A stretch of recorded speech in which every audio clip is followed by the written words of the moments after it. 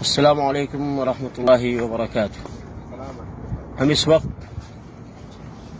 شہدائے احد کے قبرستان کے قریب ہیں۔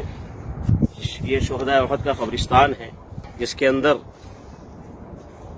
ان شہداء کی قبریں ہیں جو احد کے میدان میں شہید ہوئے تھے۔ ایک شعر ہم سنتے ہیں، وہ زمانے سے سنتے ہیں کہ اسلام زندہ ہوتا ہے ہر کربلا کے بعد۔ اسلام زندہ ہوتا ہے ہر کربلا کے بعد۔ وہ یہ بتانا چاہتے ہیں کہ کربلا کے بعد ہی اسلام زندہ ہوا ہے، تو یہ شعر صحیح نہیں ہے، یہ شعر درست نہیں ہے۔ اس شعر کو لوگوں کو نہیں پڑھنا چاہیے، اس لیے کہ اسلام تو اس وقت بھی زندہ ہوا تھا کہ جب یہ غزوہ احد ہوا تھا۔ غزوہ احد کے بعد بھی اسلام زندہ ہوا تھا، اور جب غزوہ بدر ہوا تھا اس کے بعد بھی اسلام زندہ ہوا تھا۔ غزوہ احزاب ہوا تھا جس کو غزوہ خندق کہتے ہیں، اس کے بعد بھی اسلام زندہ ہوا تھا۔ غزوہ تبوک جب ہوا تھا اس کے بعد بھی اسلام زندہ ہوا تھا۔ نبی علیہ الصلوۃ والسلام کی زندگی میں جتنے غزوات ہوئے ہیں، اس غزوات کے بعد اسلام زندہ ہوا تھا، اور بہت اچھی طرح سے اسلام زندہ ہوا تھا۔ تو ہم ان سارے غزوات کو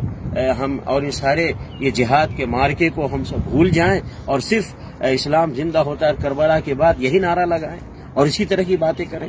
وہ اپنی جگہ ہے، حسین رضی اللہ تعالیٰ عنہ اور ان کے گھر والوں کی شہادت اور وہ مارکہ اور وہ حادثہ وہ اپنی جگہ ہے، لیکن اسی کو سب سے بڑا حادثہ سمجھ لینا یا اسی کو سب سے بڑا مارکہ سمجھ لینا اور یہ کہنا کہ اسلام زندہ ہوتا ہے کربلا کے بعد اسلام زندہ ہوا، اور کربلا سے پہلے بھی اسلام زندہ ہوا ہے۔ اسلام زندہ ہوا ہے نبی علیہ الصلوۃ والسلام کی زندگی میں، نبی علیہ الصلوۃ والسلام کی زندگی میں ہی اسلام زندہ ہوا ہے، اور ابو بکر، عمر، عثمان، علی رضی اللہ عنہم اجمعین کی زندگی میں اسلام زندہ ہوا ہے، اور ایک سلسلہ چلا ہے یہاں تک کہ کربلا کا واقعہ اور پیش آیا ہے۔ اور پھر کربلا کے بعد بھی بہت سارے ایسے ہمارے مسلمانوں نے جہاد کیا ہے اس اسلام کی خاطر، اس دین کی خاطر، اور اسلام کو زندہ کیا ہے، اور یہ قیامت تک چلتا رہے گا۔ تو یہ بات کہنا کہ اسلام زندہ ہوتا ہے کربلا کے بعد، یہ کہنا درست نہیں ہے، صحیح نہیں ہے، اس لیے کہ ہمارے سامنے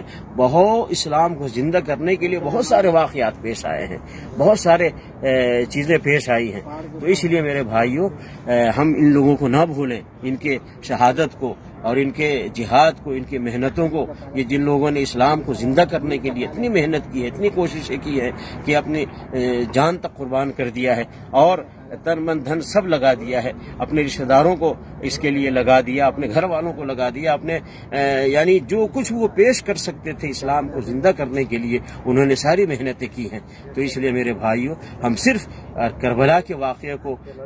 سامنے رکھ کر کے نہ کہیں اسلام زندہ ہوتا ہے کربلا کے بعد، بلکہ ان تمام شہداء کرام جن لوگوں نے اس دین کی خاطر، اس اسلام کی خاطر اور حق کی خاطر انہوں نے محنت کی ہے، جانیں دی ہیں، خون دیا ہے، ان سب کی ہم عزت کریں، ان کی قدر کریں، اور ہم سب کے لیے دعائے خیر کریں، اور یہ بھی دعا کریں کہ اللہ رب العالمین حق کی خاطر، دین کی خاطر، اسلام کی خاطر ہمیں بھی اگر جان دینے کی ضرورت پڑے، جیسے کہ احد کے میدان میں، بدر کے میدان میں، اور اسی طریقے سے دوسرے غزوات میں نبی علیہ الصلوۃ والسلام کی زندگی میں صحابہ نے جانیں دی ہیں، ہمیں وقت آئے تو ہمیں بھی حق کے لیے جان دینے کی ضرورت پڑے تو ہم بھی جان دیں۔ اور ایسے ہی جیسے حسین رضی اللہ تعالیٰ عنہ کے گھر والوں نے جانیں دی ہیں حق کی خاطر، ایسے ہی ہم بھی اگر وقت آئے تو ہم بھی حق کی خاطر جان دیں۔ یہ ہم جذبہ رکھیں، اور ہم سب کی قدر کریں، سب کی عزت کریں، جتنے شہداء اس دنیا سے گئے ہیں اور اسلام کو زندہ کرنے کی خاطر جنہوں نے محنتیں کی ہیں، ہم سب کی عزت کریں، سب کی قدر کریں، اور سب کے لیے دعائے خیر کریں، اور ہم یہ دعا کریں اللہ تعالیٰ ہمیں بھی